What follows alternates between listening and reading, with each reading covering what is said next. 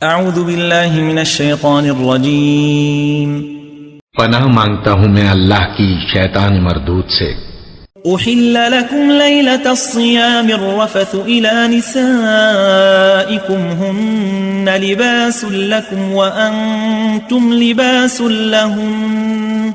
علم الله أنكم كنتم تختانون أنفسكم فتاب عليكم وعفى عنكم فالآن باشروهن وابتغوا ما كتب الله لكم وكلوا واشربوا حتى يتبين لكم الخيط الأبيض من الخيط الأسود من الفجر ثم أتموا الصيام إلى الليل ولا تباشروهن وأنتم عاكفون في المساجد تلك حدود الله فلا تقربوها كذلك يبين الله آياته للناس لعلهم يتقون।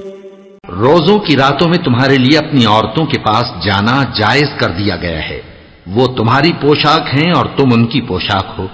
अल्लाह को मालूम है कि तुम उनके पास जाने से अपने हक में खयानत करते थे, सो उसने तुम पर मेहरबानी की और तुम्हारी हरकत से दरगुजर फरमाई। तो अब तुमको इख्तियार है कि उनसे मुबाशरत करो।